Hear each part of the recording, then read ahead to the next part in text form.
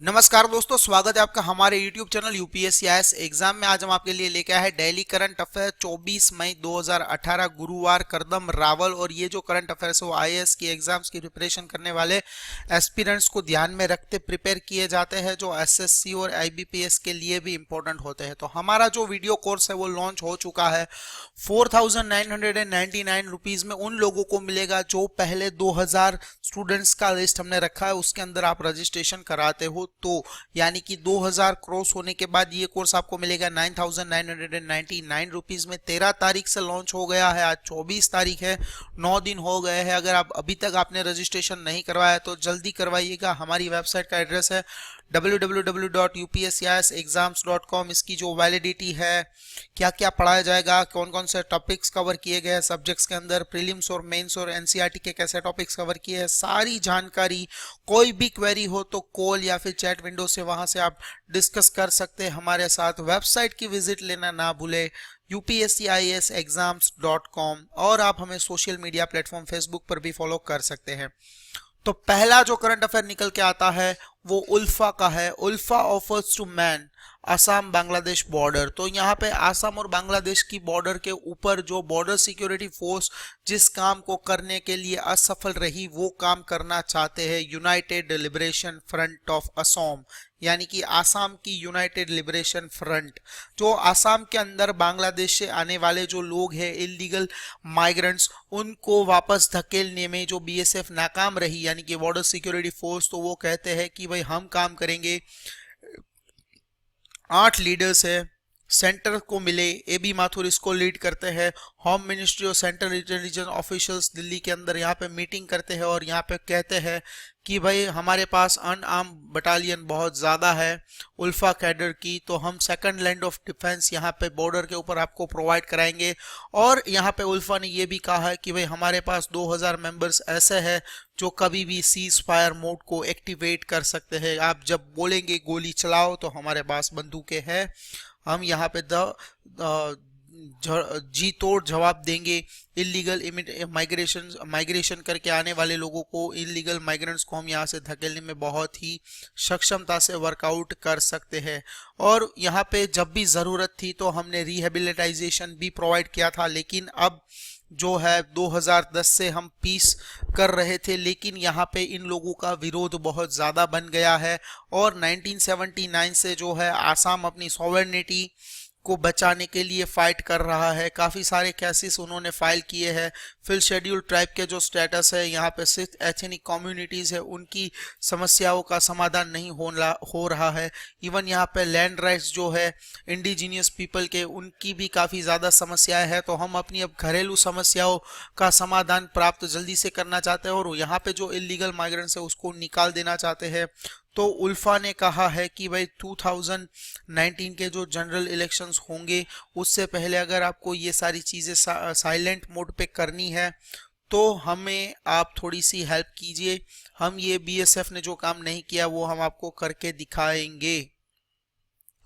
और यहाँ पे एक है परेश बरहुआ लीड उल्फा इंडिपेंडेंट। तो एक उसका दूसरा भी एक फ्रंट है परेश बुरुहा का, कि ये भी एक उल्फा को रन आउट करते हैं कि भाई जो असम है वहाँ पे पीस जल्दी से जल्दी किस तरह से एस्टैब्लिश किया जा सके। और इंडिया के लिए भी ये बहुत ही महत्वपूर्ण है कि सेंटर के अंदर जनरल इलेक्शंस होने वाले हैं, पूरे हिंदुस्तान के अंदर चुनाव होंगे, तो 2019 के लिए हमारे पास ऐसी समस्याओं के लिए वक्त नहीं होगा।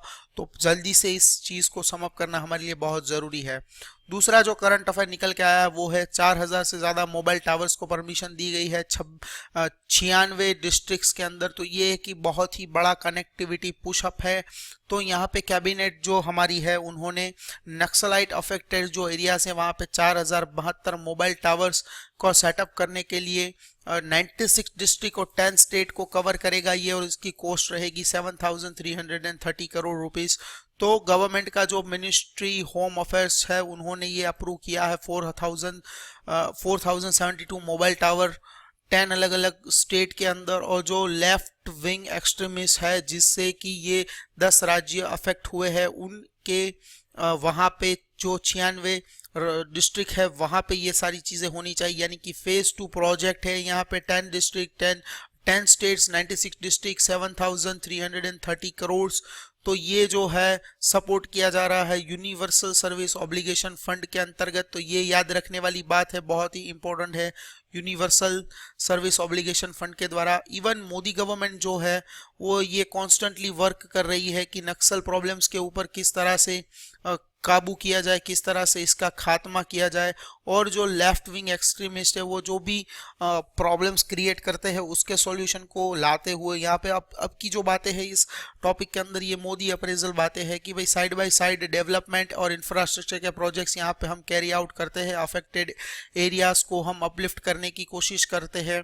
ये जो बीजेपी गवर्नमेंट है ये इवन ये लोग फोकस करते हैं कि इंफ्रास्ट्रक्चर्स जो है वो बिल्डिंग बनाए जाए, रोड्स, ब्रिजेस और मोबाइल टावर सेटअप किए जाए, स्कूल बिल्डिंग, आंगनवाड़ी सेंटर्स और पब्लिक हेल्थ सेंटर्स भी। इवन ये लेफ्ट विंग एक्सट्रीमिस्ट जो भी स्टेट और एरियाज और डिस्ट्रिक्ट है वहां पर ये सारी चीजें हो जाए। तो भाई यहाँ पे थोड़े से डेटास दिए गए हैं। मिनिस्ट्री ऑफ होम अफेयर्स ने कहा है कि 90 डिस्ट्रिक्ट जो पहले माओइस्ट के वायलेंस के अंतर्गत आते थे वहां पे 35 जो डिस्ट्रिक्ट्स थे वो तो बहुत ही खराब स्थिति के अंदर थे। तो यहाँ पे वो 35 से रिड्यूस होते हुए वो नंबर 30 हो गया है। और जो 5 वो डिस्ट्रिक्ट है जहाँ पे माओइस्ट का वायलेंस कम हुआ है उसके अंदर 3 झारखंड के हैं और 2 डिस्ट्रिक्ट बिहार के हैं।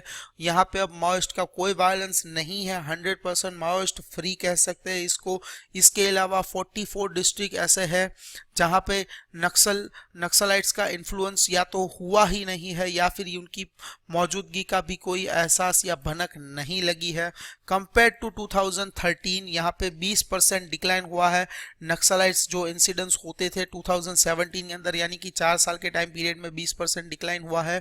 और जो नंबर ऑफ पीपल जो मर जाया करते थे नक्सलाइट्स के हमलों से वहाँ पे 34% की गिरावट देखने को मिली है।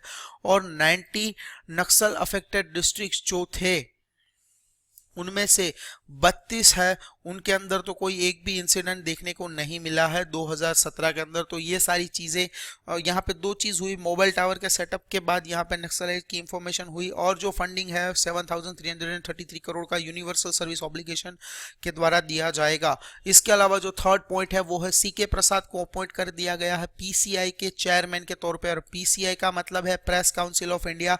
तो यूनियन गवर्नमेंट ने हमारे जो सुप्रीम कोर्ट के एक्स जज थे CK प्रसाद उनको प्रेस काउंसिल ऑफ इंडिया का चेयरपर्सन बना दिया है। तो चेयरपर्सन जो होते हैं वो क्या करते हैं और जो प्रेस काउंसिल ऑफ इंडिया है वो क्या करती है, जो ये प्रिंट मीडिया होती है इसके ऊपर ये सुपरवाइजिंग एक्टिविटी करते हैं, वॉच डॉग की एक्टिविटी करते हैं कि भाई ये लोग क्या लिख रहे हैं, क्या कर रहे हैं। कहीं पर तो प्रेस काउंसिल एक्ट जो है 1978 वो कहीं वायोलेट तो नहीं हो रहा है।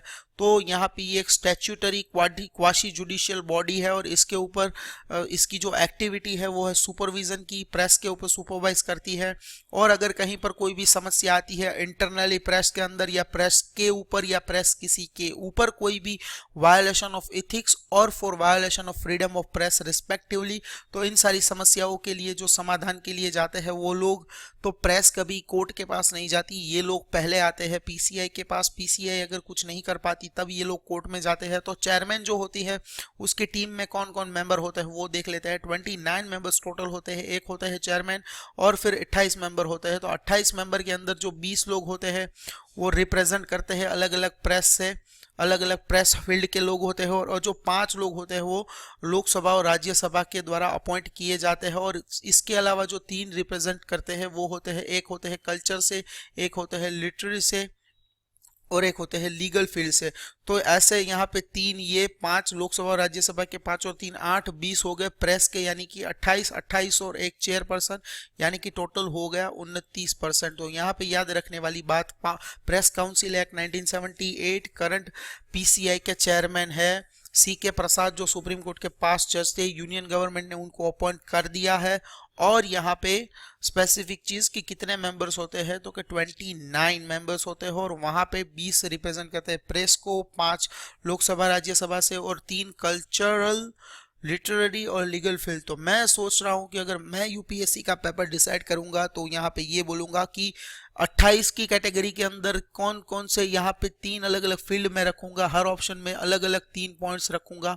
तो कहाँ से अलग आपको मेंबर्स मिलेंगे इस टीम के अंदर, 29 लोगों की टीम के अंदर। तो ये याद रखने वाली बात है, cultural, literary and legal field. और जो लास्ट करंट अफेयर निकल के आता है, इंडिया अपनी खुद की फर्स्ट स्पोर्ट्स यूनिवर्सिटी एस्टैब्लिश करने जा रहा है। जी हाँ, बिल्कुल आपने बहुत ही सही सुना है, हिंदुस्तान के अंदर पहली दफा ऐसा होने वाला है 70 साल के इतिहास के अंदर कि इंडिया के अंदर अपनी खुद की एक फर्स्ट स्पोर्ट यूनिवर्सिटी होगी। तभी तो आप बोल रहे थे ना कि पहले हर हिंदुस्तानी बोलता था कि ये ओलंपिक्स वगैरह में हम मेडल्स नहीं लाते हैं, तो ले कीजिए, अब हमारे पास ऑप्शंस रहेंगे कि हमारे पास प्रिपरेशन करने का सही माध्यम रहेगा और हम ओलंपिक्स के अंदर बहुत ही अच्छा परफॉर्म कर पाएंगे, कॉमनवेल्थ के अंदर भी कर पाएंगे। तो मणिपुर के अंदर first national sports university establish की जा रही है। तो ये जो ऑर्डिनेंस था वो लोकसभा के अंदर अगस्त 2017 के अंदर आया था और अभी बिल बनने की ताबार पर ये चीज़ पहुंच गई हो। तो यहाँ पे बेस्ट इंटरनेशनल प्रैक्टिस प्रोवाइड की जाएगी। ये एक यूनिवर्सिटी है और यहाँ पे इसको आप नेशनल ट्रेनिंग सेंटर भी बोल सकते हो। स्पेसिफिक सिलेक्टेड, अभी स्पेसिफिक सिलेक्टेड स्पोर्ट्स के लिए, बाद में काफ़ी सारे स्पोर्ट्स यहाँ पे इंक्लूड कर दिए जाएंगे। तो गवर्नमेंट ने यहाँ पे एस्टैब्लिश जो कैंपस वगैरह है, स्टडी सेंटर और अदर, इसको एस्टैब्लिश करने की परमिशन दे दी है और इसको अलग अलग पार्ट्स ऑफ कंट्री के अंदर भी इसकी ब्रांचेस वगैरह खोली जाएंगी। और जो प्रपोजल था नेशनल स्पोर्ट्स यूनिवर्सिटी का मणिपुर के अंदर, ये कहा गया है कि भाई नरेंद्र मोदी द्वारा दिया गया था कि भाई इंडिया के अंदर ऐसी चीज होनी चाहिए। तो दोस्तों आज के लिए इतना। इस करंट अफेयर को अपने नियर एंड डियर वंस के साथ शेयर करना ना भूले। इस वीडियो को लाइक जरूर से कीजिएगा और आने वाले इसी तरह के नॉलेजेबल फैक्ट्स और करंट अफेयर्स को प्राप्त करने के लिए हमारे चैनल को सब्सक्राइब करें, ताकि आपको सारी चीज़ें अप टू डेट आपके नॉलेज के हिसाब से मिलती रहे। डे बाय डे आपको सारी चीज़ें अब रिफ्रेश होती रहे। तो चैनल को सब्सक्राइब करें, बेल आइकन पर क्लिक करें, ताकि आने वाले वीडियोज़ की सारी नोटिफिकेशन आपको तुरंत प्राप्त होती रहे। और बोलते रहे हमारे साथ, भारत माता की जय, वंदे मातरम, जय हिंद।